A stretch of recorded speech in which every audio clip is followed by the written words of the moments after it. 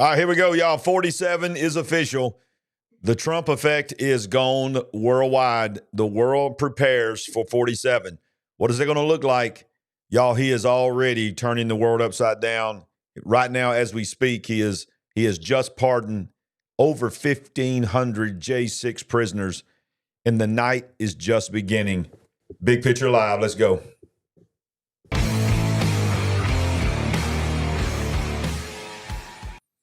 All right, we're going to bring, okay, why we got an echo? Can you hear that? Can you hear that echo in yours? Not too bad. Now look, she ain't even walking towards him yet. And he says, raise your right hand and repeat after me. He doesn't say anything about putting your hand on the Bible. Watch this. I, Donald John She's Trump, still coming do up. solemnly swear I, Donald John Kids are Trump, still coming. do solemnly swear that I will faithfully execute that I will faithfully execute the office of President of the United States the office of President of the United States and will, to the best of my ability, and will, to the best of my ability. You can look at Melania.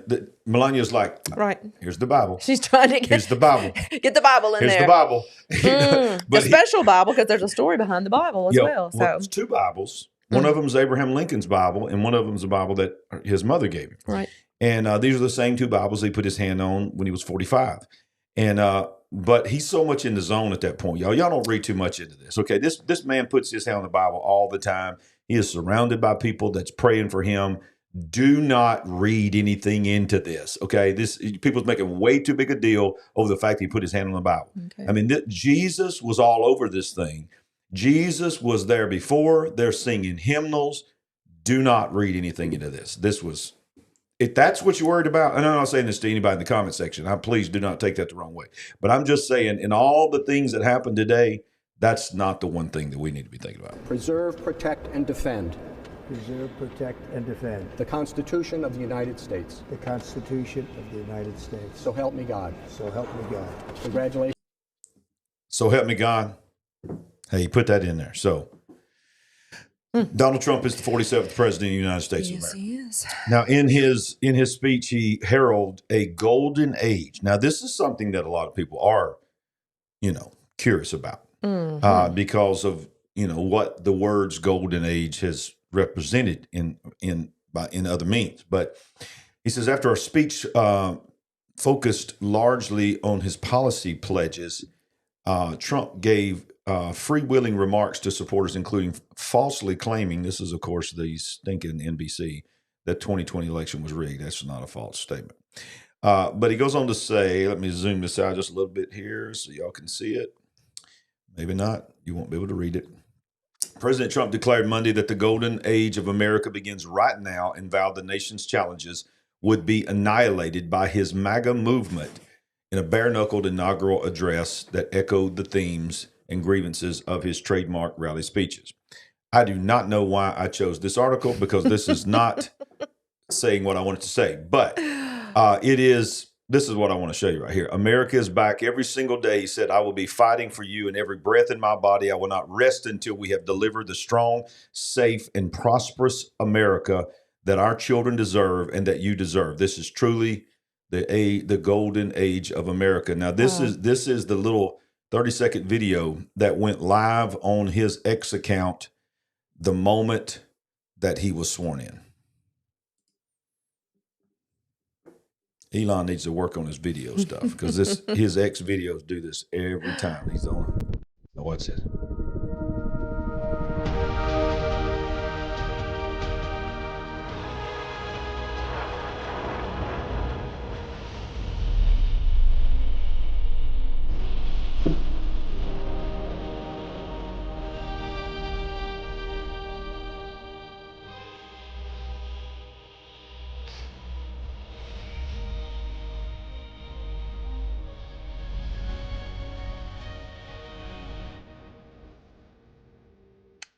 Pretty nice. Donald Trump, y'all. Donald Trump, the 47th president of the United States of America. Now, I watched the entire swearing-in ceremony, and I watched, and we did it live here. YouTube kicked me off. Yes. And Facebook did not. I mean, that's so different than what it was 4 years ago. YouTube would let me go, and Facebook would kick me off. Facebook in Zuckerberg's desire, I guess, to make Trump happy and kiss the ring. Kiss the ring. He just said, we're not going to touch any of these videos. So Facebook survived, X survived, Rumble survived, but YouTube kicked us off. Yeah. In fact, went so far as to say, had made me go through a course today, to like a re-education course to learn what's really appropriate and what's not in order to get a strike taken off of me. You hear that, YouTube? I did my job. I finished the course. But now there's a few things that come from his speech. You were not here with me today. So how did you watch our show? Was you able to see the speech? Yeah. Yes, I did. Okay.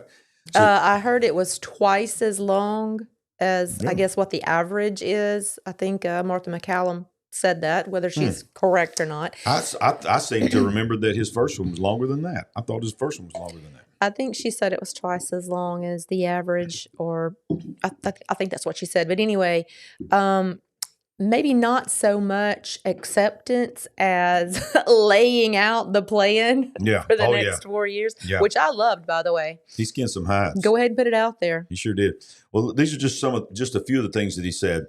I was saved by God to make America great again. Mm-hmm. There are only two genders, male and female. You know, we all know that, okay?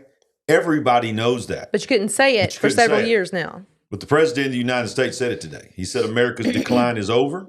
He said we're taking the Panama Canal back from China. He sure did. He said, I want to be a peacemaker and a unifier. A lot of people thought that was ironic because they call him everything except for that. But let's remember, in our lifetime, he's the only president that had no new wars. Right. All the others did. Some people might see that as a stretch to come right after we're taking Panama Canal back. Right. And if we need to use the military, we will. So there's that. So here's a super cut. It's like a 2-minute here of some of the highlights of his speech. Let's see if we can get it going here. Come on. A few months ago in a beautiful Pennsylvania field, an assassin's bullet ripped through my ear.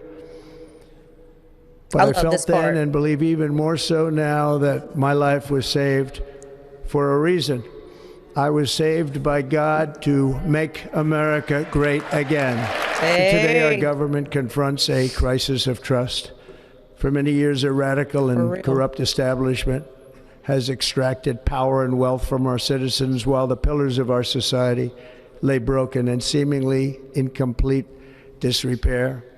First, I will declare a national emergency at our southern border. America's decline is over.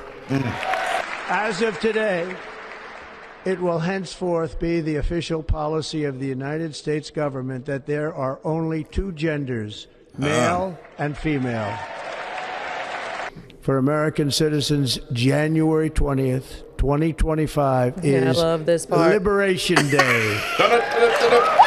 And we have something that no other manufacturing nation will ever have, the largest amount of oil and gas of any country on earth, and we are going to use it. And above all, China is operating the Panama Canal, and we didn't give it to China. We gave it to Panama, and we're taking it back. Launching American astronauts to plant the stars and stripes on the planet Mars. I bet Elon loved that. A short time from now, we are going to be changing the name. You didn't see they shot to Elon when he said that. Did you not see that? I did not see his expression. But yeah. He was so excited. That's his thing, right? He was so excited. Name of the Gulf of Mexico to the Gulf of America. That's what I want to be, a peacemaker and a unifier. I'm pleased to say that as of yesterday, one day before I assumed office, the hostages in the Middle East are coming back home to their families. The golden age of America begins right now. Your 47th president, all right, Donald Trump, has spoken. Mic drop. So yeah, I liked a lot of those things that I heard, and I looked at somebody. I wasn't with you; I was with another group of people, and I said, "Okay, let's see how much of that he can actually get done." So here we go. And he came out of the gate already. Right. I mean, the man's already signed several hundred Yes. executive orders. Sure. I like the posture that he has this time. He was laying the groundwork for weeks, right? Putting it out there, introducing us to his cabinet picks, just letting it be known what he intended to do, already speaking to other world leaders and basically holding court at Mar-a-Lago. Right, he was. So, he was. You know, it's different. And hopefully it will be highly productive. Yeah. And let's just jump right over here. I mean, he's still there. This is Benny Johnson is broadcasting Fox News. Let's just listen in real quick. I just came here. I've been here for 15 minutes now. Do people listening, because this is going out live. And I got to read this letter too, because of you. I found this letter. I can read it for you. It's interesting. Yeah, I knew you would. Your father would too. But is it anything these drones? Is it anything that people need to be worried? No, I think it's terrible. I would like to find out what it is and tell the people. And can you commit to some kind of? And read it on the air. Could we find out what that was, Susie? Okay.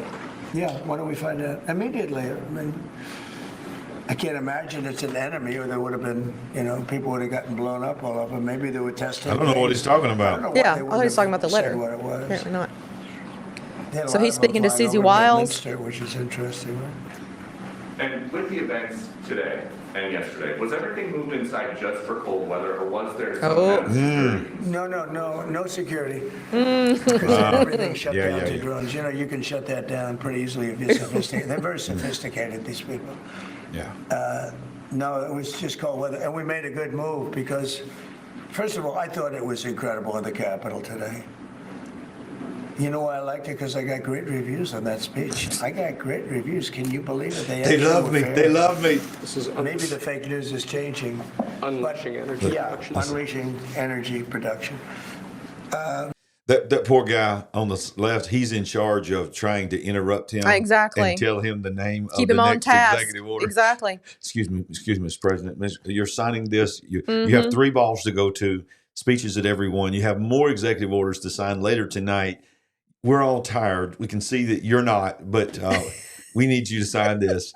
I watched him here at the desk already sign the Declaration of Emergency at the border.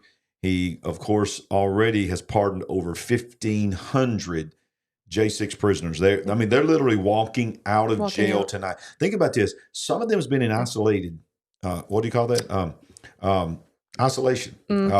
They've been in isolation by themselves. Solitary confinement. Solitary confinement. Yeah, and but they're walking out tonight. Their families are going back to get them. Exactly. And he signed the gender thing. He signed things about the military. He signed the one he just signed. I heard him say is a executive order to reclaim energy and start drilling. Drill, baby, drill. Y'all. So this is just a crazy night. All right, so we'll go back to that. We'll jump back in there throughout the night. I was listening to the Doug Hagman show the other day, and he had Gary Haven on there, and Gary Haven was literally talking about, and so wonderful and so brilliant of someone to be on target and on mark. He was asking for people to pray. Because he said, there's a good chance Monday night, some of the J6 prisoners will be released. Yeah. And some of them have nothing. They have nowhere to go. They don't even have anyone to pick them up. Wow. And we're going to do it. We're going to provide rides and help for as many of them as we can. And that just hit me so hard. I was like, wow. And look, these are real people. It's happening. It's happening. It's happening. So this particular X here says President Trump's mic drop moment in front of Obama and the Clintons, Biden and Harris. Right. And so let's watch this. We cannot do, and no dream we cannot achieve. Many people thought it was impossible for me to stage such a historic political comeback. But as you see today, here I am. The American people have spoken. Yeah, I was watching the expressions of all those people as often as the camera would pan over to them. Yeah.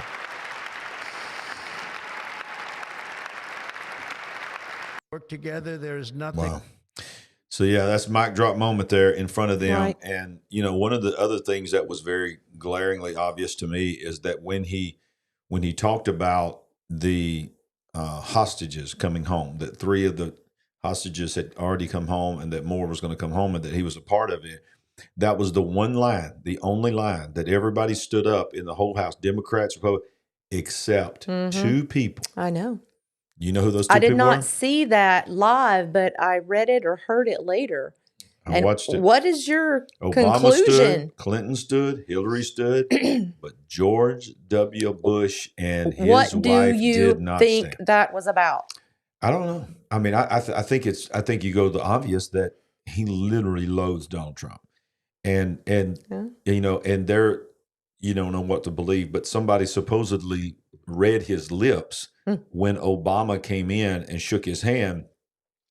And supposedly George W. said something like, how are you doing or something like that. He said something like, I'd be doing better if we could stop this. Something like that. Okay. And laughed about it. So we got some professional lip readers. Supposedly. Well, yeah. okay, here's what I said to you. And I don't know if I was just high-fiving and chatting it up so much I missed this. But I would have expected them to be panning to Obama about every 20 seconds. And I literally saw him once when they were coming out. Yeah. I said to the people that I was watching the speech with, I'm like, where's Obama? Yeah.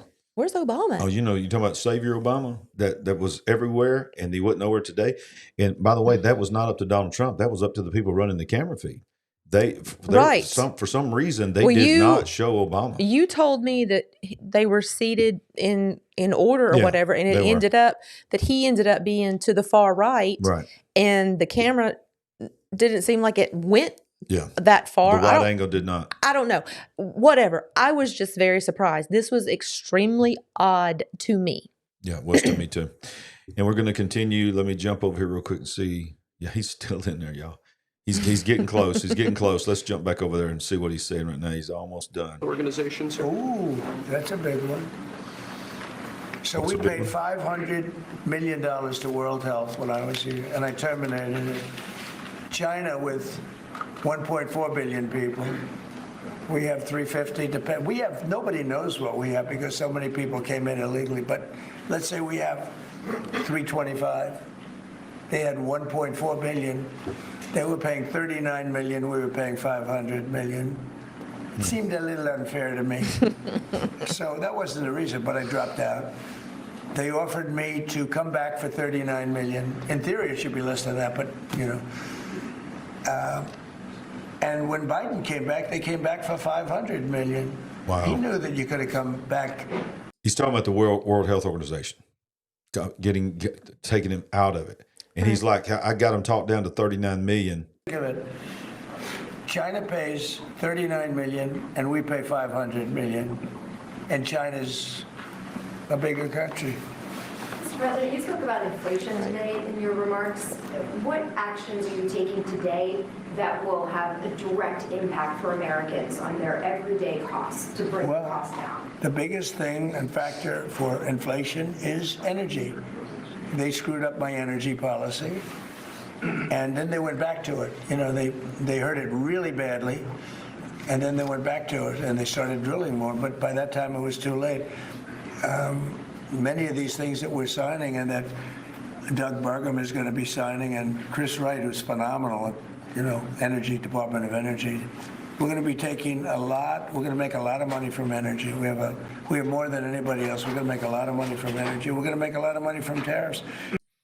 So he's got, not only that, he's got he started a new department. Instead of the Internal Revenue Service, he started one called the External Revenue Service. That's going to be a department that's in charge of getting the money from other countries. Wow. That's going to be interesting. So as we continue, this is not all Trump tonight, but this, we got to give the man his due. I mean, the greatest political comeback in history. People are commenting about Michelle Obama. No, she was not present today. She was not present. She was not present at Jimmy Carter's funeral as well. I don't know why, but that is true. She was not there. And you don't know what to believe, but there are rumors that there may be trouble in paradise. Well, someone in chat just said that. I have no idea. I have no idea. So we'll see. We'll see. So that's what we're going to say. We're just going to leave that as we'll see. All right. So look, this is how fast it went down. The man took the oath, and guess what happened? Texas border was shut down as Trump was sworn in. The app that we've covered so much that this former administration created so that people could have a GPS, a map, and a fast track to just cross the border illegally and go into our country was shut down as Trump was sworn in. The CBP app is closed. U.S. Customs and Border Protection officers in riot gear shut down the international bridge to Mexico moments before President Donald Trump took the oath of office. During his inaugural address, the president said that he would declare a state of emergency along the U.S.-Mexico border and ordered the end of the Biden-era CBP One immigration app. The officers shut down the port of entry into downtown El Paso on Monday afternoon. The move came as Trump said he would declare the national emergency, ordered the reinstatement of his prior administration's Remain in Mexico policy, and the end of Biden's catch and release policies. Fox 14 posted. So I want to show this right here. It says the port of entry into El Paso was temporarily closed Monday as he announced the end of this era. Beyond this point will result in the arrest, prosecution, and possible application of force.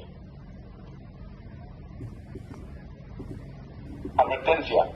Esta es una área restringida federal. Fuera de los límites de personal.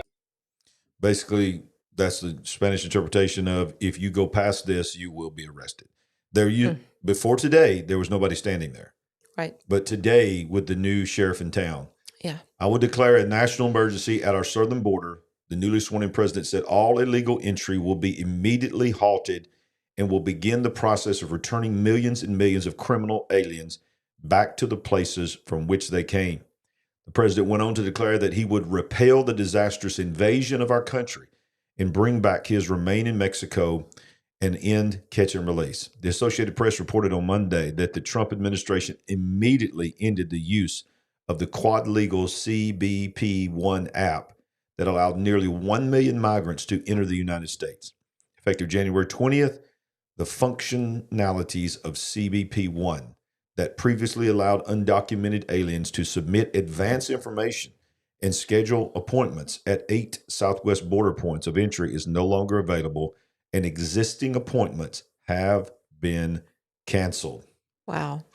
My goodness. And that's after probably only between 8 and 10 million people have come into the country over the last 4 years. So how ironic, the day after Joe Biden's inauguration, the floodgates basically opened. Yeah. And the day of Donald Trump's inauguration, it was closed. Yeah. So I guess we see what happens from here. Which proves for 4 years, they said the president doesn't have the power to do anything. It has to be a Senate. We have to get comprehensive border control and all this. We have to have a border bill and all this. This proves that the president has the power to shut it down, and he shut it down. Now, one of the things, Sandy, I want to talk about is we talk privately, me and you, about this a lot. Right. And I hope that this is not the beginning of what we discussed. Exactly. And we've said here as well that these are not going. A lot of these people are not going to go willingly. And you have the cartel. He got up there today and declared the Mexican cartels to be a terrorist organization.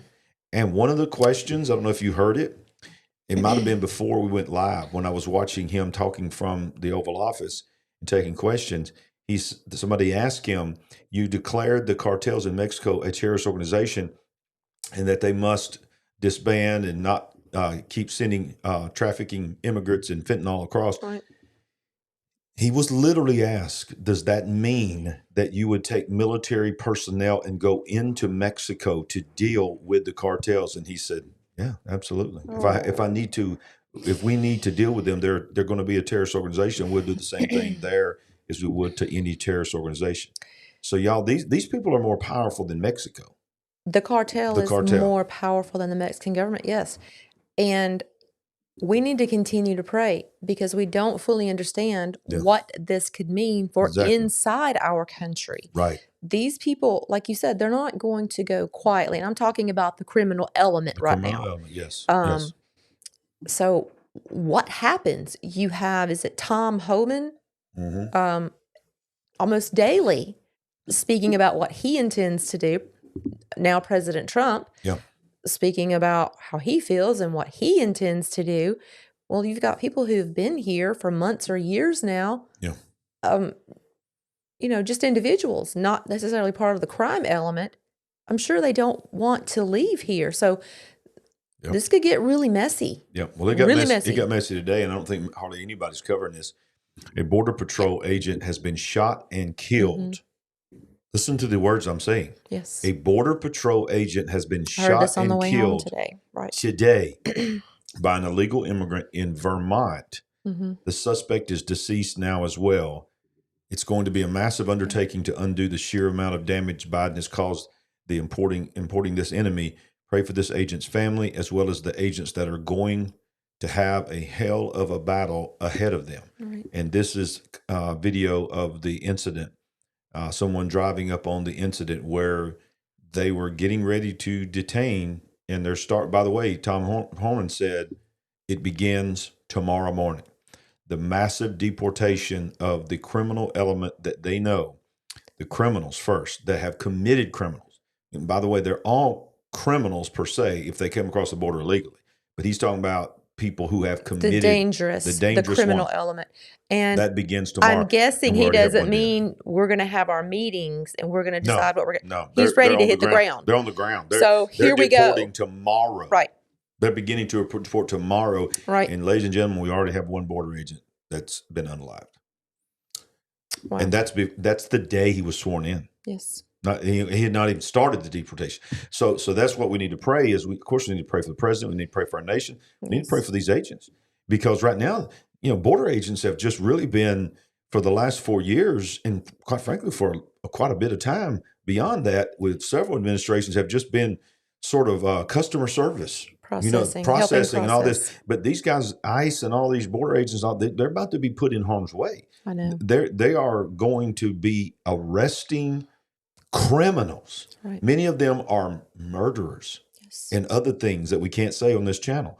And they're not going to go willingly. No. Because here's the thing, if you're deported, if you're forcibly deported, from what I understand, and you're a criminal and you're forcibly deported, even if you try to change your life and all this, you can never come back legally in America ever again. And with all of the tracking and the technology that we have to identify you, I hate to say, process, catalog everyone who did come across the border, maybe they can actually uphold that for people who attempt to come back. I don't know. I guess this is all going to play out in front of all of our eyes. Yeah. And listen, it's going to get dark. There's going to be some dark. There's some dark forces at play here, y'all. Yes. Y'all don't. This, I understand what Donald Trump is saying, the golden era, the golden age, and I get what he's saying, and that might be where it ends up. Yeah. But that ain't where it's going to be tomorrow. No, because darkness does not give up that quick. And I'm not calling, by the way, I'm not calling another political party darkness. I'm talking about actual evil. Yes. The real enemy here is not a political party. No. It is a devil. That is a spirit realm that is very real, that's had control over. And just little victories right now, the things that are happening today. There was a website that the Biden-Harris administration put up to promote their priorities, and it was called something like womenshealthcare.gov or something. And it was a site set up to tell people once Roe v. Wade was overturned where they could find another state to go have an abortion. Well, y'all, these are things that nobody's even talking about. That website shut down tonight. Wow. It was a government-funded website shut down. You can't go to it anymore. So that's why I say, listen, it was a little strange to me when he didn't put his hand on the Bible, but y'all, that's not a big deal to me. I mean, the big deal to me is, are you going to follow through with policy changes for pro-life, for pro-family, pro-two genders, all this kind of stuff? And he's doing it. Well, it appears that people have done their homework for this to be just the day of the inauguration, and we're already doing things like that. Somebody has thought this through. Absolutely. So I don't know what we've missed. I mean, inevitably, things seem to always fall through the cracks, but we seem to have a really crack team on top of this, right? Yeah, he's surrounding himself. Listen, this ain't 2016. I'm telling you, he's come in with an agenda. He's come in with people. And we've been in the ministry, pastoring the same church for 30 years, been in the ministry over 35 years. The reality is this: we learned a long time ago, you're going to have a great calling on your life, but if you don't surround yourself with good people to help you carry that out, all you got is just great ideas and an unction to function, but you can't function without people around you. And I think now I'm not saying they're all perfect. I'm not saying there's not some secret people in there that's going to try to tear him down. But he's ahead a whole lot more than he was this time last time. It seems like it. I mean, remember how many people had to be replaced? Remember all these people that cycled through. Yeah. It was like turnover. Quickly. I mean, like within the first year, I think. And we don't know because, tomorrow is really day one. Yeah. We don't know what's coming, but hopefully it doesn't look anything like that. Exactly.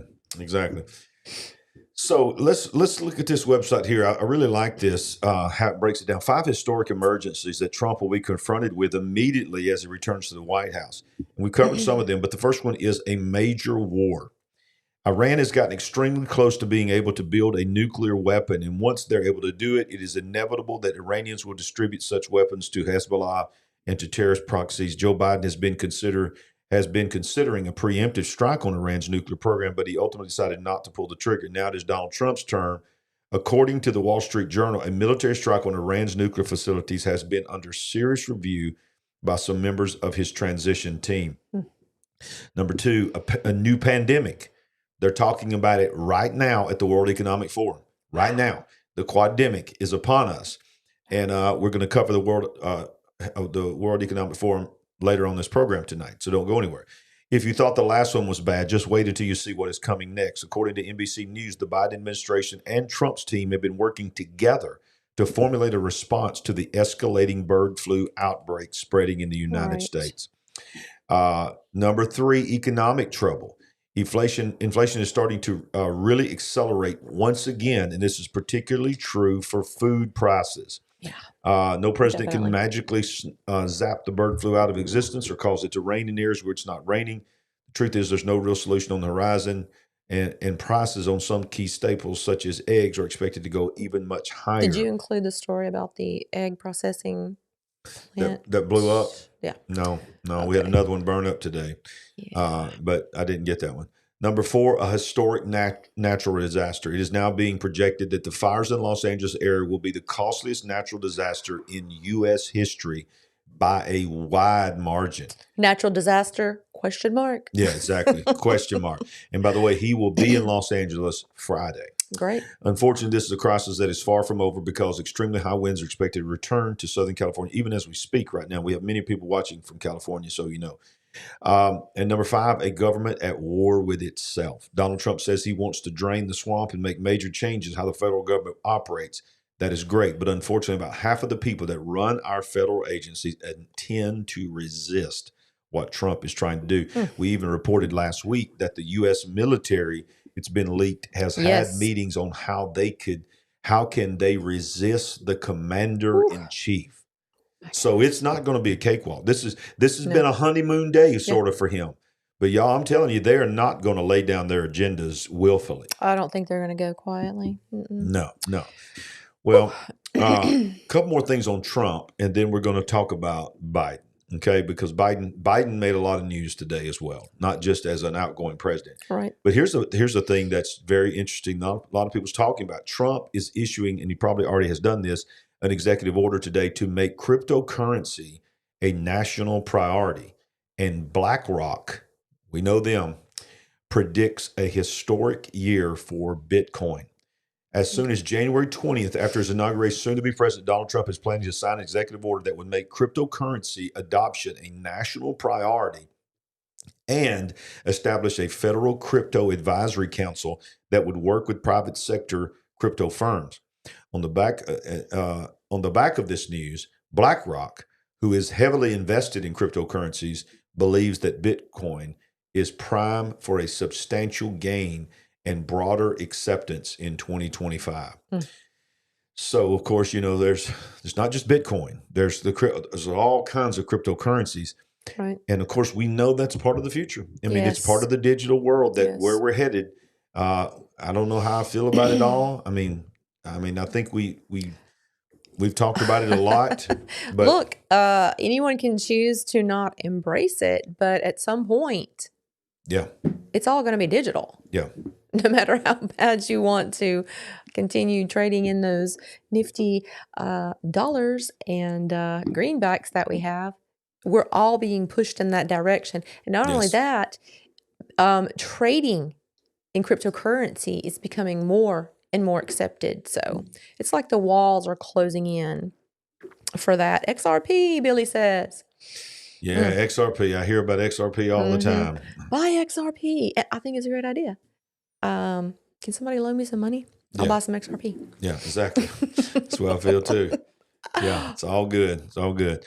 Now, this came out today. Netanyahu said that Israel expects President Trump to lift the Biden administration's hold on the supply of 2,000-pound bombs in his first days in office. Outgoing Israeli ambassador to the United States, Mike Herzog, told Axios. Of course, we know who the new ambassador is, Mike Huckabee. And it goes on to say, let's see if this is an article here that we can, so Israel ambassador expects Trump to reverse the hold on the 2,000-pound bombs. And why it matters, President Biden's decision to halt the delivery of one shipment of 2,000-pound bombs last May triggered one of the biggest crises in the U.S.-Israeli relationship has faced during the 15-month war in Gaza. Biden used this hold to protest Israel's invasion of Rafah and became a political symbol much more than a military operation issue, and was used by Israeli Prime Minister Netanyahu to mobilize Republicans against Biden. The Biden administration was concerned that Israel's use of the 2,000-pound bomb in densely populated areas of Gaza would cause significant civilian casualties. Netanyahu and his loyalists in Israel and the United States used Biden's decision to falsely claim, according to this article, I don't think it was false, that the U.S. arms embargo on Israel. Biden's decision also generated significant criticism from the Jewish community in U.S., which is mostly Democrat-leaning. So what he's saying, what Netanyahu is saying is, we know we have the ceasefire. Everybody's talking about the ceasefire. But Netanyahu is saying, basically, I've been assured by Trump that let's just go by this ceasefire, but he's going to take the hold off of us, and we're going to be able to finish this. And I don't know how the world will react to that, but he's basically saying that we're going to finish this thing. Yeah, it needs to be finished. How much longer does that look like? How much more of everything does that look like? Yeah. And I'm for it. Yeah. Certainly, we were not doing everything we could to help Israel, to help this effort. It's just, wow. We're already overextended everywhere, but we can't turn our backs on our friends in Israel. We have to support them. Yes. We do need to see this through. This needs to end. Yes. All the hostages need to come home. Yes. Yeah. Let's talk a little bit about Joe Biden. Joe Biden just shocked everybody. And tonight, Sandy, before I showed this article, I think most people know where I'm going. There was some news broke in the Oval Office as Trump was signing these things. Someone asked him about that, and he openly said, "Oh, I didn't know anything about it." He said, I didn't know anything about it until after my speech. Right. Before this Oval Office signing, people were saying he was told right before he went out there. He said, no, he did his pardons right. while I was doing my speech. It went into action. Mm-hmm. He said, because if I would have known about it, I would have asked, can I come back up there and talk a little bit more? That's what he said, because he said he was basically saying it was how sneaky it was. But here's what happened. Joe Biden, in the last 15 minutes of his presidency, right, you know, and that's what they said on TV, but apparently now it's being revealed, you know, he'd done that within 15 minutes, but it was supposedly started happening while he was giving the speech. Right. Pardons 5 family members involved in his family business. President Joe Biden grants clemency to family members deeply involved in the Biden family business, including his brother James and Frank Biden. Receiving clemency raises questions about potential wrongdoing. My family has been subjected to unrelenting attacks and threats. Really? What about the Trump family? Motivated solely, and what about the J6 families? Yeah. Motivated solely by desire to hurt me. The worst kind of partisan politics, Biden wrote in a statement. Unfortunately, I have no reason to believe these attacks will end. This is why I'm exercising my power under the Constitution to pardon James B. Biden, Sarah Jones Biden, Valerie Biden Owens, John T. Owens, and Francis W. Biden, he added. So 2 brothers, a sister, and at least 2 spouses. Is that how it breaks down? Yes. The issuance of these pardons should not be mistaken as an acknowledgement that they engaged in any wrongdoing, nor should acceptance be misconstrued as an admission of guilt. I'm sorry, that for was any wrong. offense. I don't know who the women are. They're obviously the brothers and the wives. Well, there was a sister, and I think there is a sister. Yeah. Okay. If Valerie is this. Yeah. Okay. Yeah. And then a sister-in-law. But listen, he goes on to say, House Oversight Committee Chairman James Comer asked Attorney General nominee Pat Bondi to investigate and prosecute James Biden for allegedly making false statements to Congress, according to a letter obtained by Breitbart News. So, yeah, but think about this. He'd already pardoned Hunter. Yes. Retroactively. After he said he would not do that. And he had also said he would not pardon his family. And it was retroactive for 10 years. Now, people have said, well, why didn't he pardon himself? Well, because he didn't actually get the money himself. He's funneled the money, supposedly, allegedly, through his brothers and their families through these micro accounts that they made. And then they got the money, supposedly, to the big guy. But, y'all, it wasn't just that. He also pardoned Fauci. Yes. Now, watch this. He actually pardoned Anthony Fauci. Mm-hmm. Rand Paul says Anthony Fauci will go down as the first government scientist to be preemptively, that's right, pardoned. That's it right there. Unbelievable. Yes. Senate Homeland Security and Government Affairs Chairman Rand Paul on Monday said Anthony Fauci will forever be marked as the first government scientist to be preemptively pardoned for a crime. Yeah. But it was not just him. It was Mark Milley, Joint Chiefs of Staff, retired General Mark Milley, yes, government scientist Fauci, Representative Liz Cheney, and all of the members of the January 6th committee. Wow. And the guy who actually committed the only unaliving that happened that day, Ashley Babbitt, was the only person that actually died that day. Right. Was unalived by a police officer, and he was pardoned for any potential crime today as well. Who did you say was going to look into the Fauci Rand Paul? preemptive pardon? Rand Paul. So and he committed today that it doesn't matter what happened today. He's going to be relentless. Okay. Yeah. So here we go. Preemptive pardon. That is the correct phrase. Preemptively pardoned. Yeah. Yeah. Look, the thing about this, his pardons go forward and they go backwards. They're amazing. It's the most amazing pardons I've ever seen. It's amazing. And by the way, and we'll finish the discussion here. But before you say, well, this is just normal, all presidents do that. And I agree with that. But I'm about to blow your mind by what I'm about to show you. This is going to blow your mind because, yeah, all presidents do this. Now, before I show you this, I'm gonna go back to George W. Bush. George W. Bush, 2 terms. Mm-hmm. He pardoned 200 people. Barack Obama took it to another level, 2 terms. He pardoned 1,927 people. Now, right. Donald Trump, in his 1 term before tonight, before the J6 prisoners that was pardoned tonight, in his first term, he pardoned 237 people. Joe Biden, 1 term, 4 years,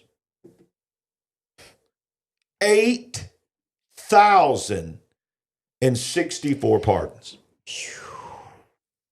How many times more than Donald Trump or even Obama? I mean, it wouldn't be nearly as much, but still, many times over. 8,000, y'all. Look at that. In a 4-year term, a 1-term president, 8,064. Yeah. Unbelievable. Unbelievable. Yeah. Crazy. And of course, involved in that is his son, his brothers, right. his sister, his sister-in-laws, all the one. What think about what happened today. Donald Trump just released pardon over 1,500 people that were called J6 prisoners. He called them prisoners of war. Most of them were in jail, Sandy, because they walked in the White House. Yes. Now, I'm not saying that was the right thing to do. We're not endorsing it. It was the wrong thing to do. But for 3.5 years of jail time, many of them in isolation, simply because somebody opened the door for them. We have it on video. Police officers opened the door and invited them in. So for those who were in solitary confinement, to me, my mind goes to, what did you see that they cannot even allow you to see the light of day, right, to speak to anyone?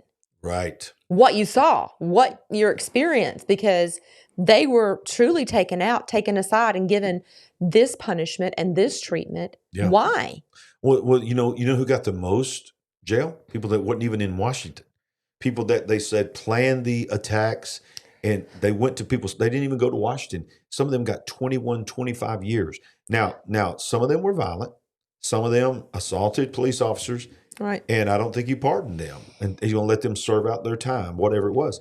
But the nonviolent ones, as far as I know right now, were the ones that were pardoned. But it's over 1,500 people. So you think about what happened today. So you have the incoming president within hours pardon Americans. Right. That Americans now that went in the White House, went into the Capitol because the doors were open. They went into it. And then on the flip side, the outgoing administration pardoned hardened criminals. Some hardened criminals. But watch this. Pardon the ones that put the 1,500 in. Yeah. They pardoned the J6 committee that found them all to be guilty of something. So you got one that says these are Americans that they've all served their time, even if they deserve this time. This is enough time.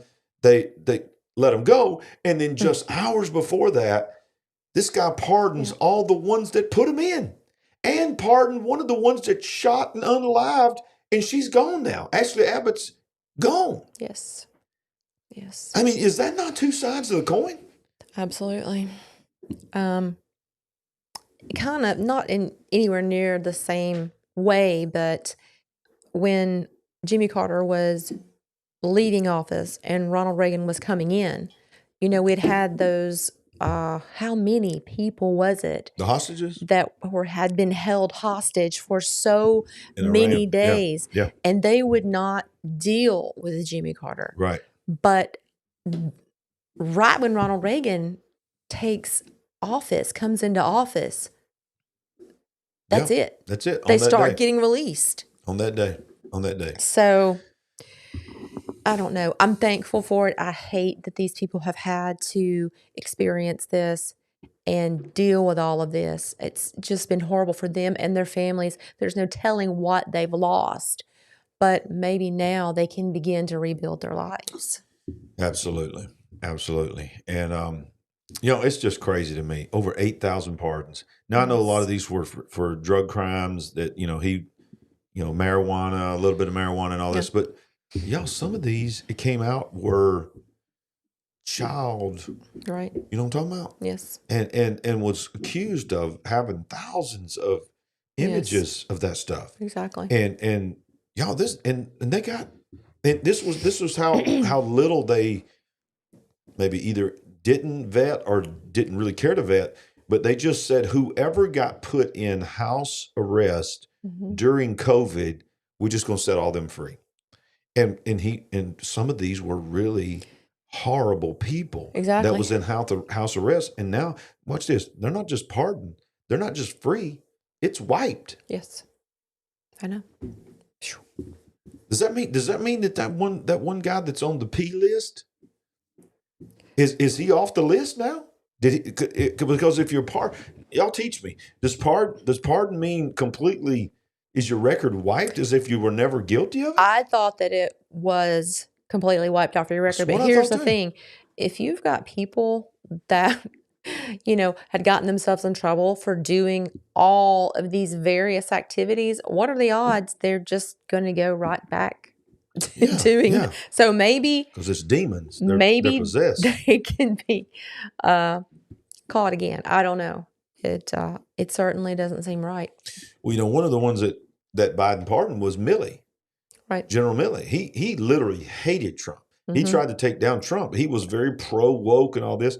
But this right here is a very interesting episode of Redacted that was just out like a week ago. And of course, at the time that what's his name? What's this guy's name? Clayton Morse. Clayton. At the time Clayton was doing this interview about Millie, he had no idea that 9 days later Millie would be pardoned. No. Listen to this. Stephen Baker, who says that General Mark Milley, during the January 6th protests, used directed energy weapons against those protesters. In fact, many months later, boasted about it. Did you hear that? We're talking about J6 here. Yeah. He's pardoned and he's being accused, and he's saying Milley actually bragged that he used direct energy weapons against the protesters at J6. Directed energy. When you are, in the Biden administration and you don't feel, you're not worried about what you say. Yeah. So many things that happened, so many things that people said, you would think the audacity. Right.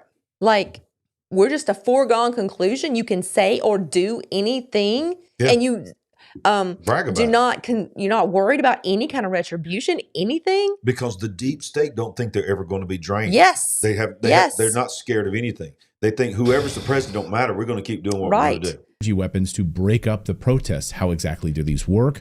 This is a stunning admission. And Steve has been working on this report for, I believe, 2 years of journalism to get to the bottom of this. And Steve Baker from Blaze Media joins us now. Steve, welcome back to the show. Great to see you. Good to be here. Thanks for having me back. My pleasure. This is a stunning report. And when I saw you first posting protesters. Well, here's what we don't know. Let me start there. We don't know to what extent they were used, at least on the DOD side of things. We do know that LRADs, or the audio versions, were in fact used by the United States Park Police.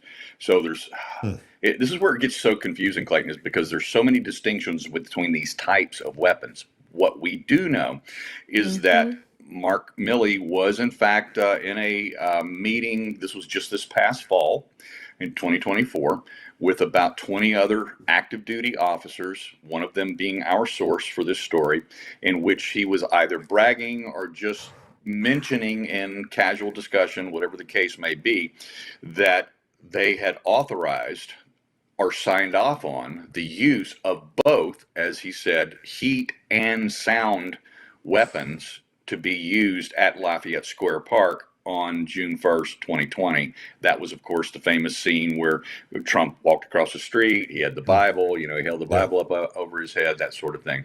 Yeah. We've got confirmation from a Department of Interior IG report out the police version of these audio weapons being used.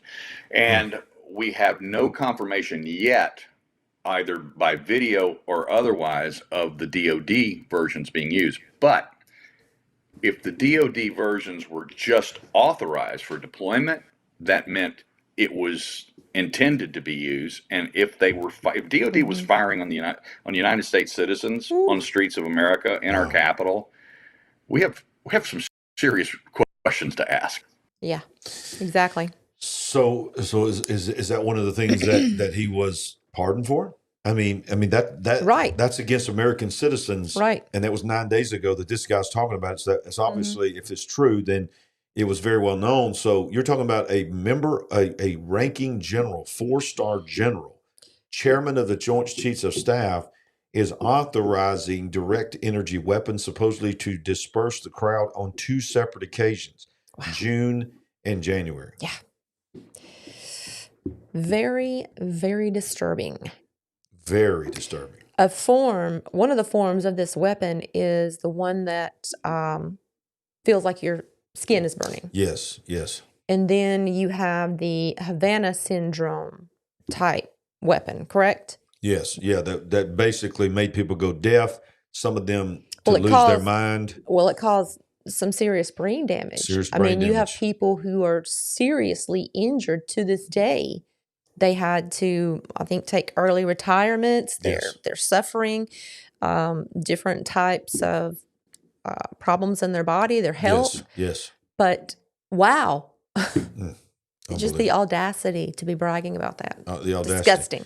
It's disgusting. Well, they hate him because this is what he did. He come in day 1, 2, and he says it asks, but that he was being nice. Over a dozen career diplomats to step down at the State Department. His transition team has went to over a dozen career diplomats. They've spanned across multiple administrations. He says one of the sources said that all undersecretary and assistant secretary level officials, effectively the entire 2 layers of officials under the Secretary of State, were asked to step down. This happened today? This happened today. You think they had any inkling that this was going to happen to them? I wonder if they had any warning. I think they probably knew this, but I don't think they felt like traumatic brain injury. Thank you, Dina. Yes. I don't think they were worried. I think they probably said, well, he ain't got the power to do it. And who knows what kind of power he actually has to do with these career politicians.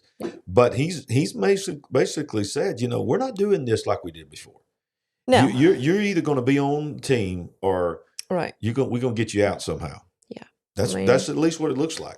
If you didn't understand new sheriff in town, I think you got the message by 6 p.m. today.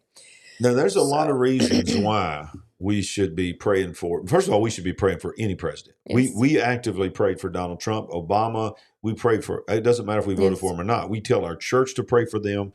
Right. We respect the office. Absolutely. Okay, we do not disrespect the office. But of course, we have our preferences, our on policy and things like that. Right. So you should always pray for the president. But I think most people know this president that is now the president. Let's get that in their head now. Donald Trump is actually the president again, which is crazy to think. Just a few months ago, he was shot at, almost killed. Right. He was going to be shot at again. Who knows how many other attempts that they thwarted. Mm-hmm.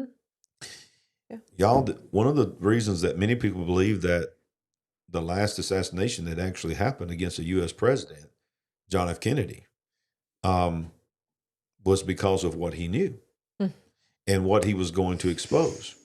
Now, there's been theories about the mob and all this kind of stuff, but most people believe that he was going to expose some things about the CIA and some other things. And I know I'm getting all kinds of people listening to me now.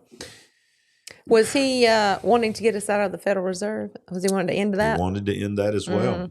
But look what Trump has said. He says that he is going to release the assassination files. Yeah. What's this? The guy that had an assassination attempt on himself he's saying, I'm going to release the assassination files on JFK, Martin Luther King Jr., and RFK, Robert Kennedy. Yeah. That, y'all, he wasn't even sworn into office yet, but President Donald Trump now is already making plenty of waves as Biden, lays further waste to this dark legacy, blah, blah, blah. Now he's promising to release government information on the 1960s assassination that rocked the nation and the world. Those of then President John F. Kennedy, his brother, then Democratic presidential candidate Bobby Kennedy, and civil rights icon Martin Luther King Jr. He vowed Sunday that he would release long classified government records on the assassinations of JFK, Martin Luther, and Robert Kennedy. Trump made the pledge to a crowd during a victory rally in Washington, D.C.'s Capital One Arena, which had a 20,000 seat capacity, telling his supporters it is the beginning of an effort to increase government transparency. As the first step towards restoring transparency and accountability to the government, we will also reverse the over-classification of government documents. Charlie Kirk says this: Trump said he will declassify all files related to the JFK assassination. One of two things will be true. Listen to me. Number one, the government unalived a president and covered it up and fought for decades to keep people from knowing the truth. Or two, the files will tell us nothing, but will basically, it's incredibly boring, and show that we simply overclassified documents to give unimpressive people unnecessary jobs with silly titles. Wow. Do you think he's going to be able to do it? Well, he wasn't the last time, for whatever reason. Yeah. He was stopped. So I think his odds are much better this time. Yeah, I do too. I mean, I really do, but it's one of those things that remain to be seen. I think his odds are definitely better. I think there will be a bigger outcry if it doesn't happen. Who are the powers? How much power do they really have? Can they really stop this again? So, well, I mean, I don't know if this is good, bad, whatever, but I think this is very interesting that Vladimir Putin made a video congratulating President Trump, of which President Trump now has said that he has had multiple conversations with Putin, with Zelensky, with Xi Jinping, even before he's president. And in this video, through the interpreter, he says he's ready for a peaceful negotiation with America and to work with America to avoid World War III. Let's see what they say. Let's see if we can get this to play. Elon Musk, make X great again by your videos, not taking. As for the events in the United States, indeed, today we will be seeing the inauguration of Donald Trump as the 47th president of the United States. Obviously, the election period was by all means not easy for President Trump, with fierce pressure being exerted upon him and his family members, all the way up to assassination attempts. But President Trump was courageous and enjoyed a landslide victory. And now we see their statements about wishing to restore direct contacts with Russia, suspended by the previous administration.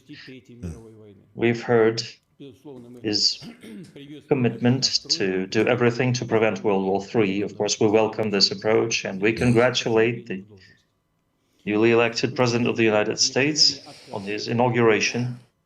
We have never been against dialogue. We have always been ready to maintain peaceful relationship with any American administration. I have said that many times.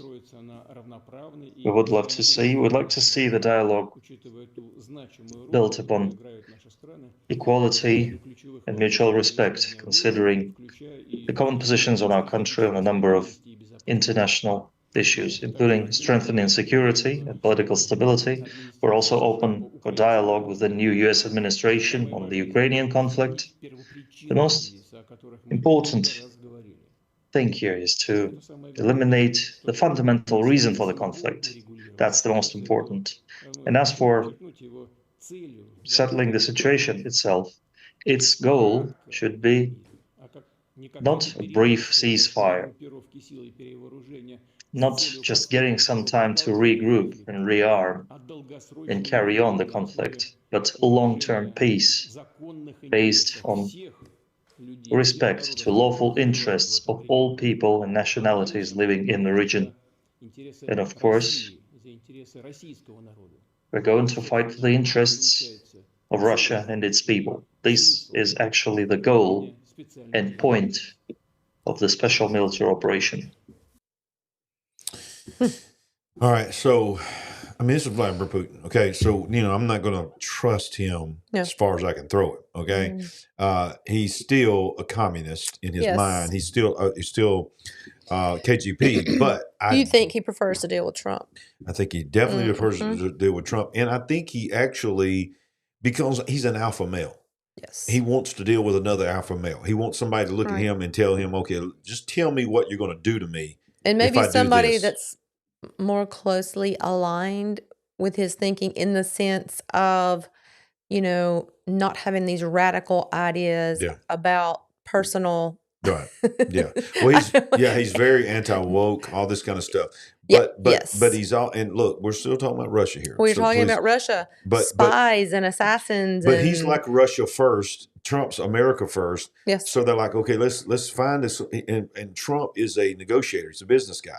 And that's what he meant by, and they're trying to come after him right now. Well, it's almost 24 hours and you hadn't solved the Ukraine war yet. He's working on it. Zelensky is. I hope so. I think he's working on it. Now it may end up taking. That might have just. Look, y'all, come on. We knew when he said that. Most people did not believe he was going to pick up the phone, call Vladimir Putin, and solve the Ukraine war over the phone. I think what he was trying to say is, I'm going to get to this immediately with the goal of finding peace so that people don't continue to die. Yes. And so I think that's what he's going to do. I do too. Come on, y'all. Come on. What are the odds that Putin can understand English and probably speak it? Oh, yeah. But I've never heard him say one word in English. There's no doubt he can understand and say English. Yeah. But look, there again, he's a patriot of his country, and he's going to speak in his country's language. He's going to speak his language. I get it. He's an intimidator. He is. But I'm going to tell you something right now. The one thing you say about Donald Trump, y'all, he ain't scared. Dude will say anything he wants to say to anybody he wants to say it to. Right. And y'all remember him coming into the room with all these people? Jerking their hands, pulling them in. Yes. Pushing people out of the way, getting in the front row. He ain't gonna stand on the back row like Biden. No. And stand over there, just look at and just get his picture made. He ain't gonna wander off by the palm tree when all the rest of them taking pictures. He's gonna make sure United States of America is on the front row and in the middle of the front row. If for some stupid reason we weren't reserved a spot on the front row, he's gonna elbow his way in. Oh yeah. He's like, And one of the things he said in the Oval Office tonight, a reporter from Brazil to ask a question about, are you going to be contacting Brazil and working with the Brazilian government, which is a communist government now? And he goes, he's talking real soft. He goes, are you from Brazil? And he goes, the lady says, yeah. He says, well, I'd like to talk to Brazil, but understand something. We don't need Brazil. Brazil needs me and needs us. He goes, truth be known, everybody needs us. We don't need anybody. They all need us. And it's time for the world to understand again, you need us. Print that. He's like, X that out, tweet that out. Wow. And he just, I'm telling you.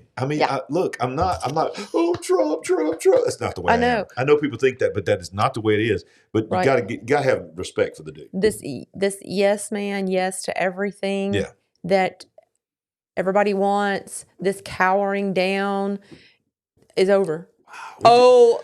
We just lost over 200 viewers. What? Just like that. 200 live viewers just went away. I'm used to seeing 5 going up and down. Over 200 just disappeared. What is happening? Suspicious. What is happening? Right. Did we just get kicked off another platform? Who knows? Maybe it's those old weffers and heifers, Sandy. It's always them. Because what you need to be reminded of is while Donald Trump was taking the oath of office, just a few hours before that, the World Economic Forum in Davos, Switzerland kicked off. They were probably thankful. Who knows what they were saying and doing while we were fully engaged in the inauguration. Absolutely. Well, I watched a live stream from the World Economic Forum's X account this morning, and it was before Trump took the oath of office. And they had 4 people. This was a live stream on their X, and the title of it was this: how to respond to the Trump inauguration day, and there's 4 elites sitting around talking about what are we going to do? I mean, how are we going to respond to this? They're freaking out. And I found out this too. I don't think I even told you this. I found out this earlier today, that Trump is scheduled to speak to the World Economic Forum via video. Yeah. He's supposed to speak to them. Good. So I cannot wait for that one. I can't wait for that. That's going to be amazing. Yeah. I hope they show all the facial expressions. Yeah. I want to see. I want to see a crowd shot because definitely, because he blistered him last time, but now he's next level. Y'all ain't no telling what he's going to say. That's going to be video gold. Right. But today thousands of self-proclaimed corporate and governmental elites will arrive in private jets for the World Economic Forum's annual Davos Summit, where they will spend days lecturing all of us peasants about how we need to eat insects, walk to work, and own nothing under the guise of tackling climate change. Eat the bugs. As they wash down their lavish Wagyu, I don't even know what that is, filet mignon dinners with the finest champagne. Look, this is our trusty rebel news from Canada. I think his name is Ezra or something, but he's awesome. He goes every year. They hate him.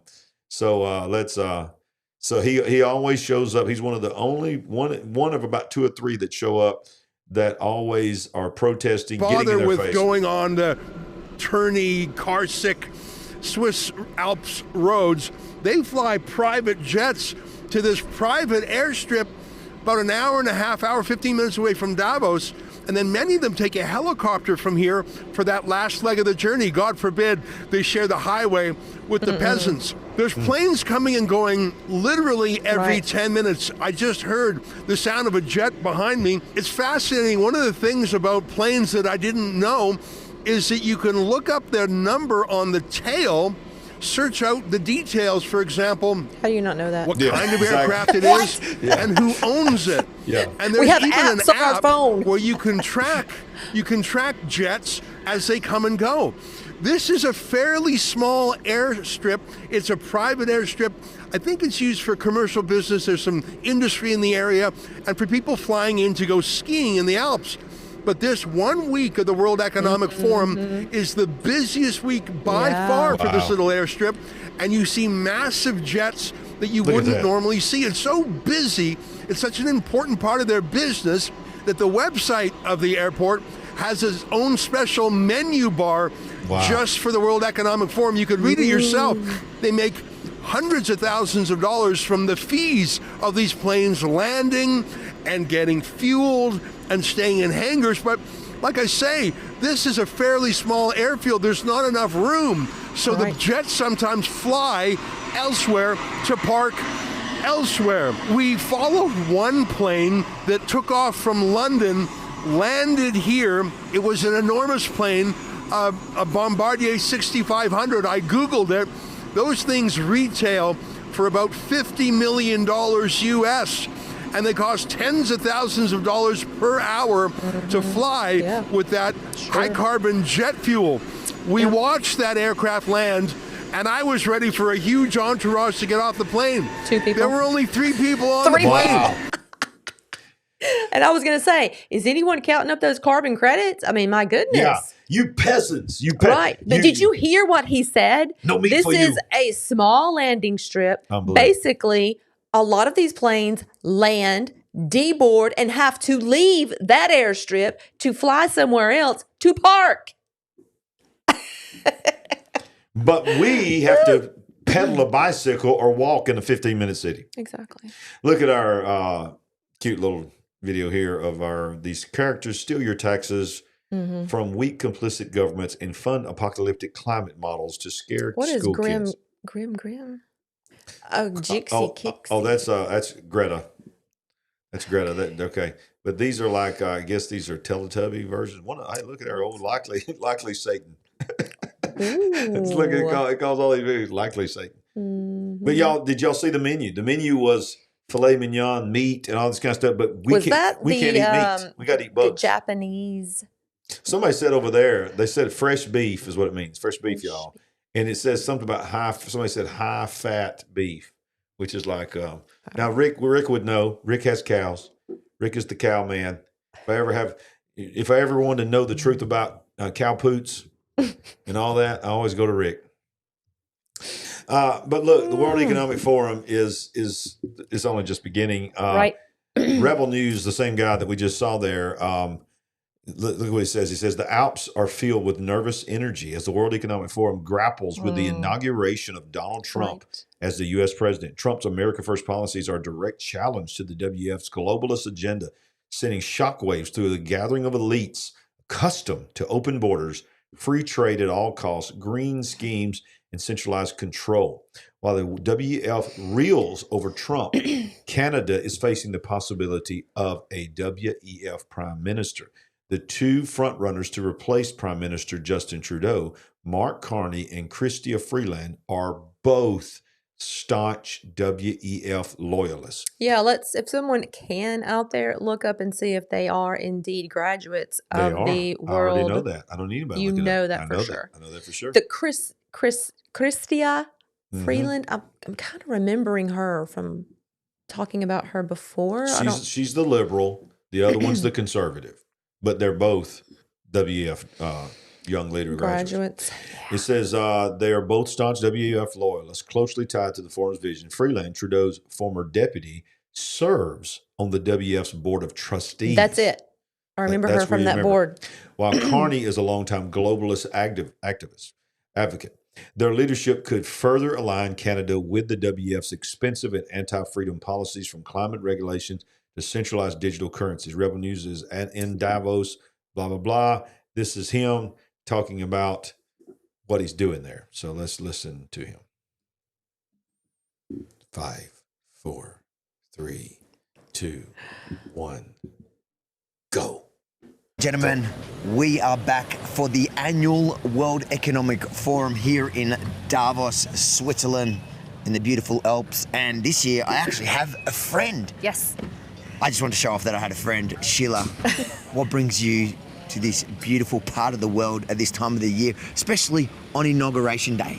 Well, for a Canadian viewpoint, of course, because right now in Canada we have two people vying to replace Prime Minister Justin Trudeau, and both of them are alumnus of the World Economic Forum. We've got Chrystia Freeland. She was on the board at the World Economic Forum. And Mark Carney, your buddy Mark Carney, he's, I think, the presumed frontrunner to replace Prime Minister Justin Trudeau. And he is a longtime attendee here, a banker, a bankster, if you will. And so the World Economic Forum, it's the headwaters where all of those bad progressive ideas flow from into our respective government. So I'm just here to see, this is the globalist cabal. This is where all the nonsense is spawned. So I thought I would come here and check it out for myself. As we were filming that first center, BlackRock walked past and we had to chase him down. Yes, this second in command at BlackRock just strolled by, but that's why it's so important for us to be here. And today, obviously, is Inauguration Day in America, so I'm excited to see how they're coping here. Right. I've been to a UN climate change conference in 2016, and that was right after Donald Trump was elected. And so a lot of the same people and same types of people, and it was like they were at their own funeral. So I'm sort of excited to see their depression this year. I wonder, is it going to be depression, or are they going to take the Mark Zuckerberg position, as in capitulation? Capitulation to the king. I'm good with either one. It'll honestly. be fun, either one, and we are going to bring you along the way. WEFreports.com. Bookmark. So yeah, World Economic Forum is in there. Yeah, it's on, baby. It's on, and I'm telling you, they came out again with their list again, and their list for the most dangerous force threatening humanity came out again today.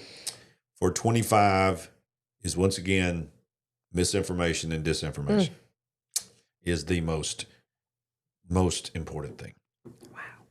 The annual WEF meeting takes place at Davos from the 20th to the 24th of January. Look who else coming. 3,000 delegates, 1,000 private jets, and motorcades.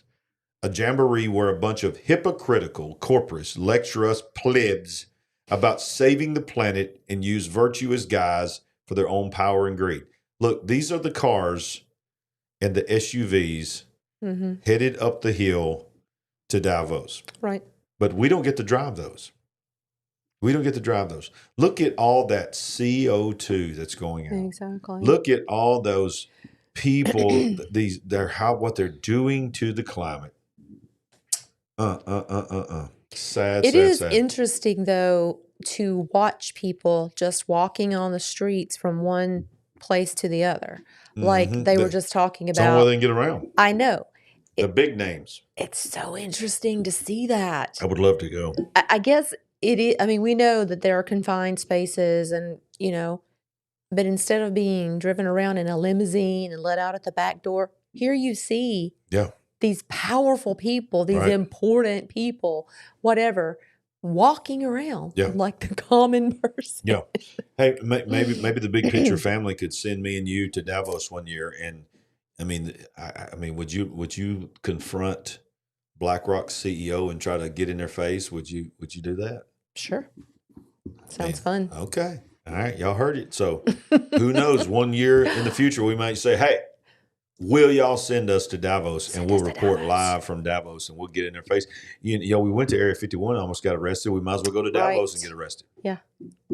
That could really get some views. Yeah, that happened. Yeah. That happened. Yeah. Yeah. Are you still a little bit tore up about it? I'm good. You're good. You look like you enjoyed it, actually. I mean, you were having fun. It was over very quickly. It was not my fault. It was absolutely your fault. fault. It was not my fault. 100%. No, I remember 100%. you saying the words, "We have to get a selfie." No. It all began with the drone comment. Okay, that the was drone comment. That was over fairly quick. Yeah, but that's what started. Then you said you got us flagged with the drone thing, and then they were going to do it eventually. Sandy, you need to accept it. I'm not accepting it. You need to accept it. World Economic Forum, as I said, declares independent media. Independent media. And who knew? I never in my life thought that I would be independent media, but this is what independent media is. That's right. You're dangerous. I'm dangerous. So World dangerous. Economic Forum is basically saying the big picture and our big picture family is the biggest threat facing the New World Order in 2025. Right.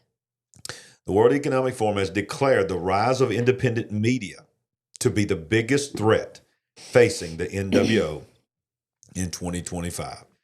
It's based on insights from the Global Risk Perception Survey and takes into account the opinions of 900 global leaders from across business, government, academia, and civil society. The report reflects the unrelenting drive still present in many corners of the world and among political elites to push what they consider disinformation to the top of the agenda. And the WEF paper talks about armed conflict, environment, and disinformation as top threats this year. And that, as the author notes, from their point of view, leaves economic risks as having less immediate prominence.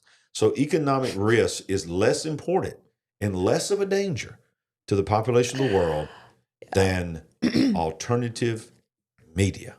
Yeah, we already were suspicious that they didn't care if you are able to pay your rent or feed your family, exactly. Keep the lights on. There you have it, in print. In print. That your economic situation is of no concern to them. No concern. Yeah. No concern. Deal with it. Okay, so going back a little bit to Mr. Trump, just a little bit, and we ain't going to stay there, but there's one more thing I got to say about Trump. Did you know that the day after his inauguration, there's going to be a planetary alignment of 6 planets in the sky the day after Trump is inaugurated? I knew that it was soon, but I didn't realize it was tomorrow. So, okay. And I have a brand new telescope that I got for Christmas. Thanks to who? Thanks to who? Thanks to you, babe. Thanks for thinking of me. I tell you what, I hit the home run on that one, I think. You did good. All right. So is it just a coincidence that there will be a major planetary alignment on January 21st, just as Donald Trump returns to the White House? Venus, Mars, Jupiter, Saturn, Uranus, that's the way I'm going to say it, and Neptune. Play it safe. Will be Play it safe. Uranus Uranus and Neptune will be aligning in the sky. This planetary alignment of 6 planets will occur the day after the 60th presidential inauguration in our history takes place. Of course, there are many people out there that believe the positioning of celestial objects is completely coincidental and could never possibly mean anything. But in Luke chapter 21, Jesus specifically said that there will be signs in the sun and the moon and the stars. Did. Come on, somebody. During the times just before his return, and without a doubt, there certainly have been a lot of very unusual signs in the sky in recent years. Could it be possible this is yet another sign in the sky? I don't know, but I do think it is strange. And it goes on to say that of the 6, 4 will be visible with the naked eye. Very interesting. 4 of the 6 will be, and then you can see all 6 with your telescope. Yeah. And we can take pictures of that thing too. We hadn't even tested. If we can stand to be outside in the cold. True. That's true. I guess we can bundle up and everything.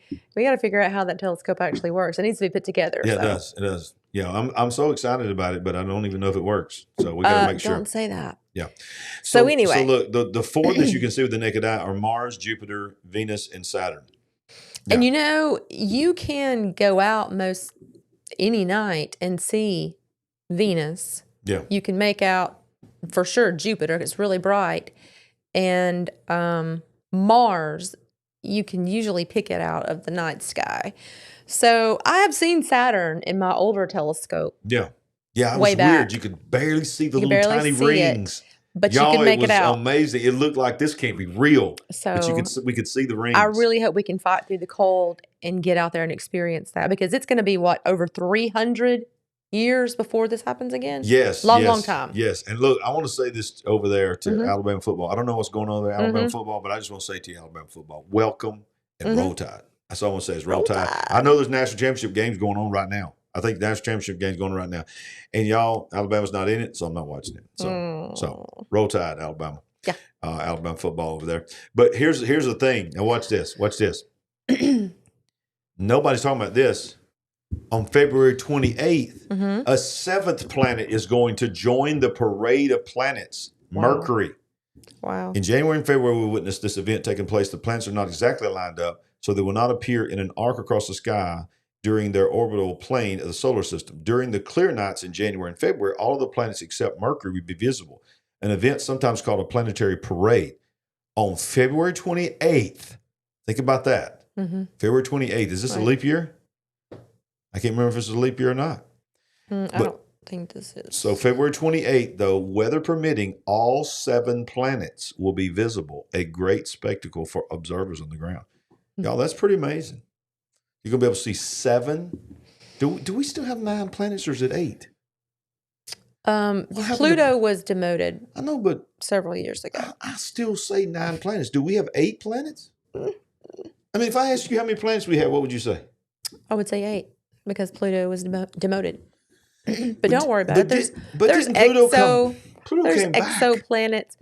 Pluto came back, and then they took it back away. Didn't Pluto come back? Somebody help me. I think it did, but it was the last decision was demotion. Who was that? Michael Brown out there at JPL? And who gets to decide if Pluto is a planet or not? Pluto's a planet. I feel sorry for Pluto. Well, Michael Brown out at I'm pretty sure it was JPL. He got the last. Okay, they're saying Billy says 9. Poor Brian says Pluto will always be a planet. Exactly. The big picture family knows. Pluto.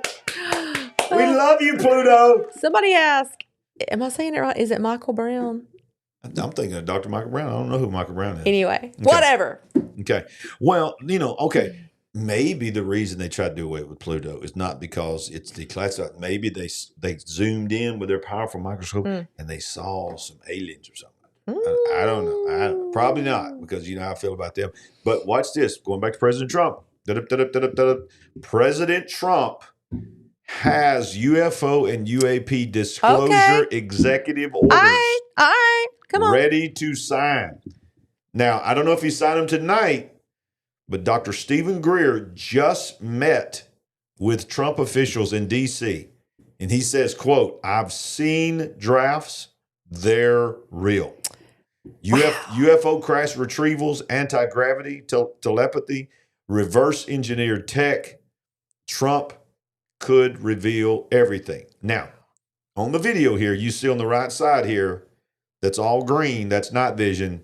That is the video that we showed here. This was our show.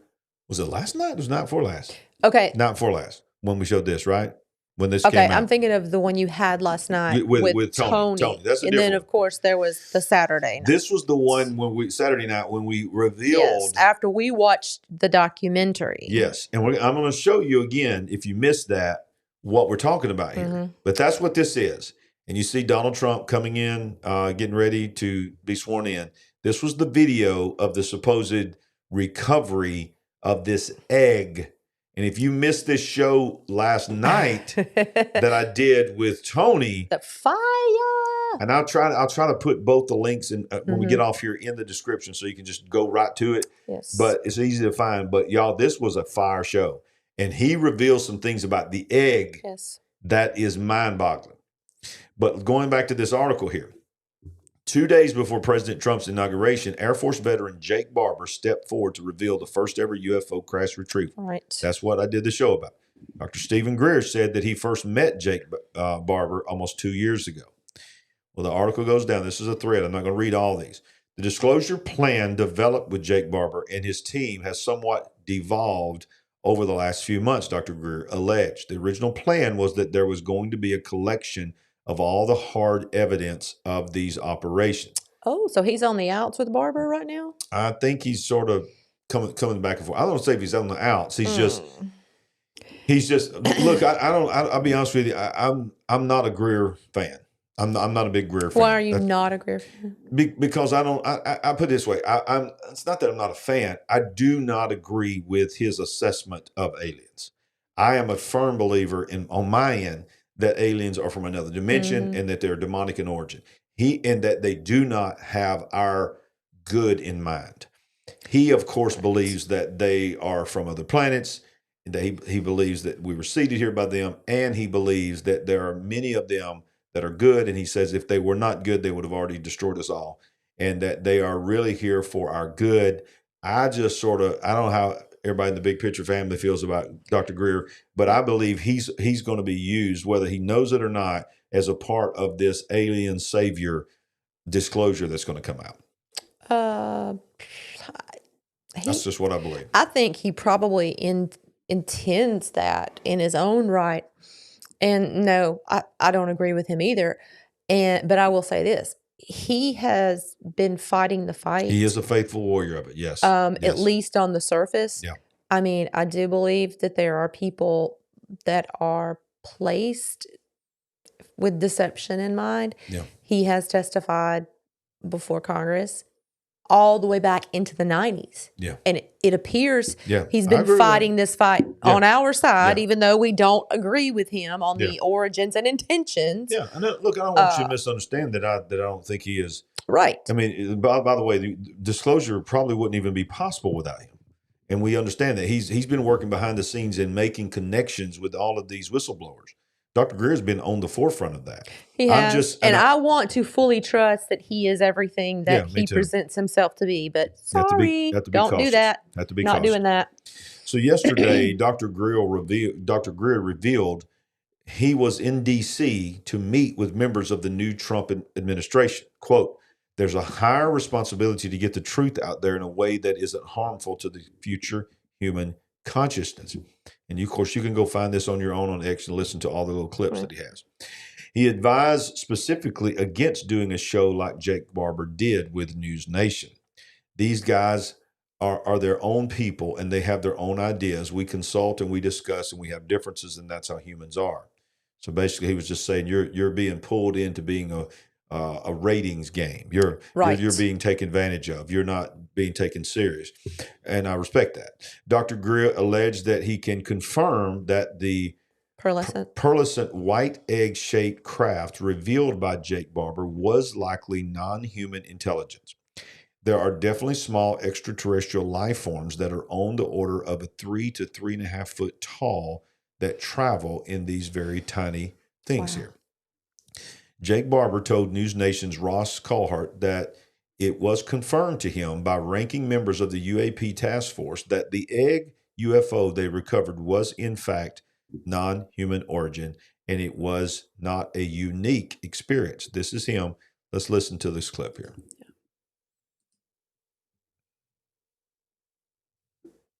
Come on. Dun, dun, dun, dun, dun. No stage were you ever subsequently told that the craft was of non-human origin? I will tell you that during this process over the last couple of years, it's been confirmed to me by ranking members of the UAP task force that what we were working with that night was in fact NHI, and it was not a unique experience. And at no stage... Yeah. So Russ Carhart said the egg-shaped UFO was like one captured in the 2015 video by Navy pilots. Dr. Greer alleged the craft in the 2015 video was easily man-made. Those have been created on purpose because they can engage with them. He's talking about the Tic Tac. Dr. Greer alleged that he saw drafts of executive orders doing what we're asking for that are on the desk now, waiting for President Trump's signature. I've seen them.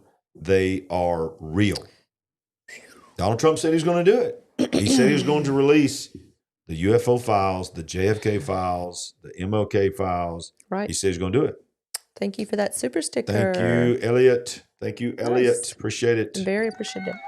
Yes. So on another note, I was listening to one of the latest L.A. Marzulli's, and you know his book, Rungs of Disclosure. Yes, yes. He includes 17 rungs of disclosure, correct?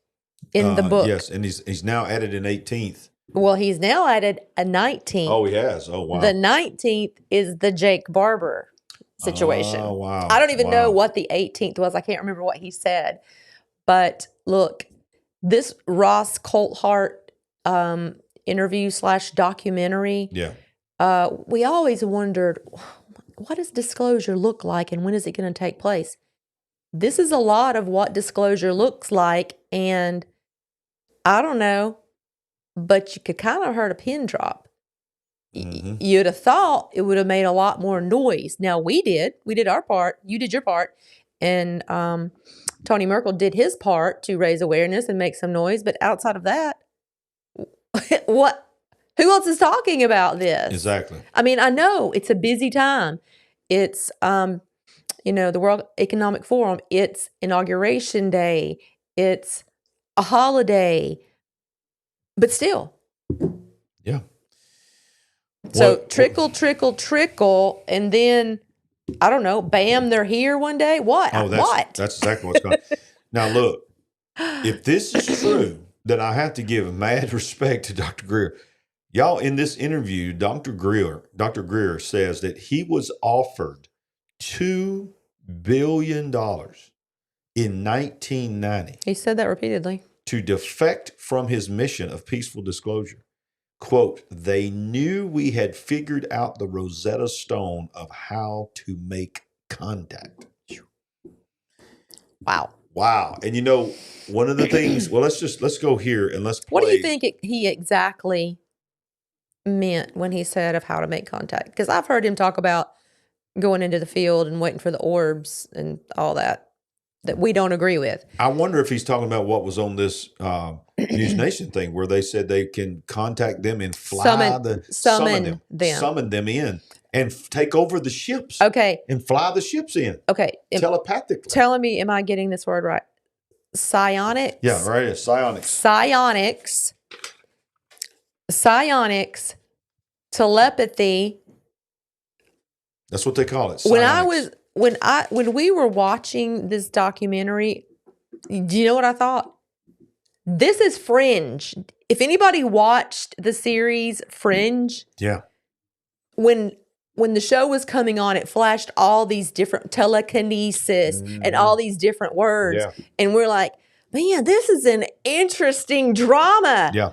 It was just more predictive programming. All it was. That's all it was. Now watch this right now. This guy on the left of your screen here wearing the ball cap, hey, you can trust him. Hey, he's trustworthy. He's trustworthy. He's a good guy. Has independently obtained previously unseen video obtained from a secret UAP craft retrieval program. This extraordinary footage clearly shows an egg-shaped object dangling in a sling below the belly of a helicopter.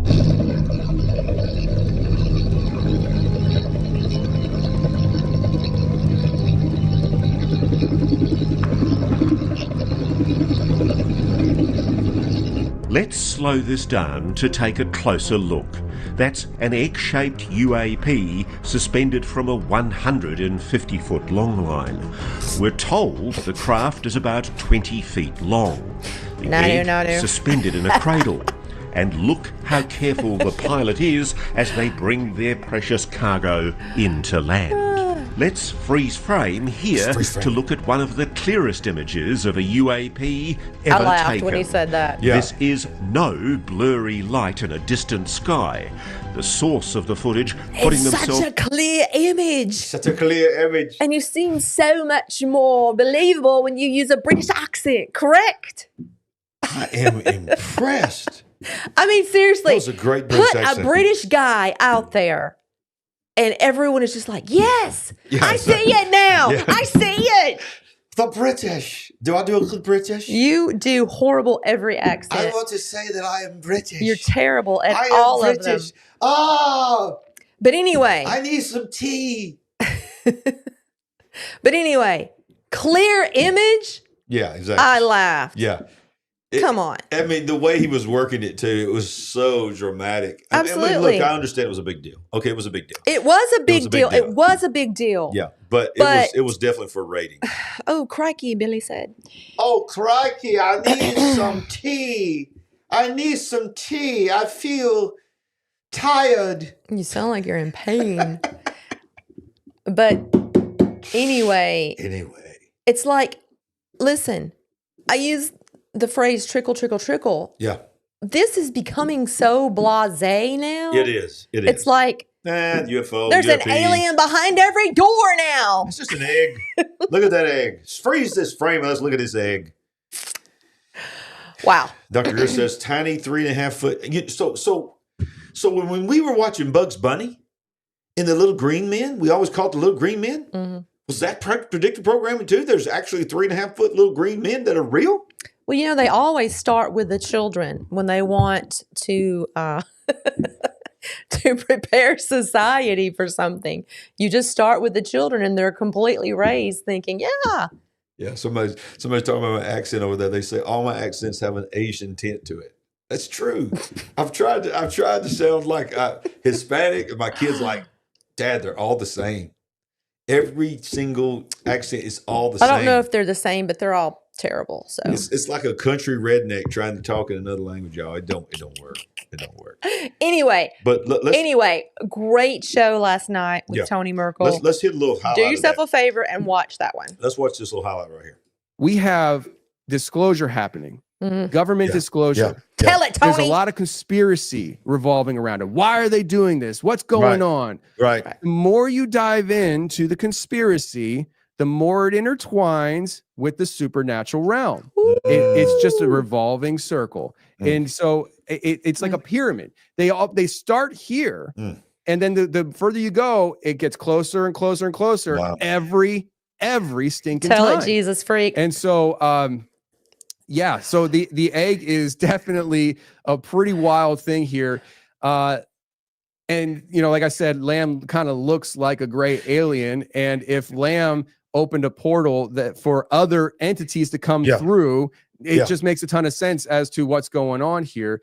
Also, Jack Parsons, who I think a lot of people know who Jack Parsons is. But he loved Crowley. And so let's jump back in here and just tell you to go watch it. And we'll, when the show's over with, help me remember. I need to put the direct link down and make it easy for people that's watching this. But what he does, I don't want to spoil it for you if you haven't seen it. This whole thing about the egg goes back to ancient times, and there's hieroglyphics of these eggs, and that apparently so many things about space and about even ancient people drew these eggs coming in. but then it was tied to the demonic realm. Was it Alexander Crowley? Is that Aleister Crowley, who's considered by many, many people to be the most evil man to ever live, was very tied to the egg. Right. So he founded Thelema, which was basically a religion, and Jack Parsons. Some of you know he was one of the founders of JPL, Jet Propulsion Lab in Pasadena. Right. He was practicing Thelema, at least for a while. And he's just a storied, controversial figure. I wish we could have shown the part of that documentary where they were outside. The one guy was blindfolded, and he he said he had made contact with whatever this craft was. I don't know what shape it was. Yeah. And was summoning it. Yeah. Yeah. And that he was driving it. He took over it and was they did go on steering, to say that. They had the ability to steer the vehicles through this meditation thing. Crazy. And then when they recreated this situation, and this is all on the News Nation, where they appeared two things that appeared to be fighting each other, and he starts saying, "Get me out of here! It's going bad. Something's wrong. Get me out of here, y'all." But here's the thing: the one thing that we talk about extensively on both these shows is that guy that revealed the egg from the helicopter, the green video and all that we just saw. He goes on to say that he picks up another vehicle called an 8-God, 8 sides, and on his way to get it, and after he gets it, he feels the bliss, just like in the movie, the series V. And said it overwhelms him. He begins to cry in the helicopter, weeping, like overcome with emotion, and it came inside him. He said he was possessed. Here's the thing: this is the great deception. Yeah, exactly. When we talk about deception, obviously there's different parts of deception, but I think the great deception is when people are going to think these are our friends, they're our creators, they're our what is the word? Progenitors. Yeah. They seated us. Seated us here. Oh my goodness. Yeah. The great deception. Yeah. Breaking. Even as we speak, Donald Trump is entering into another rally, I think, or maybe this is highlights, and Kid Rock is playing, and Nelly. I think this is a highlight, but let's go jump back in here real quick one more time as this is a very who made the day. Trip still brimming with enthusiasm about Trump's imminent return to the White House. Go Trump, man. Can't wait for the next 4 years. These are great people for a great country, and we're looking at a great future. After Trump takes the oath of office, sources tell Fox he will sign more than 200 executive actions. And, of course, he has done that. So, it hit me just now that we just went through several alien things and we did not bring in the supernatural AI update. Why did we not do that? Why? I mean, come on. I can't think of everything, babe. Exactly. It's gone. What? Did the aliens delete my supernatural AI update? Good grief. Ridiculous. Oh, there it is. All right.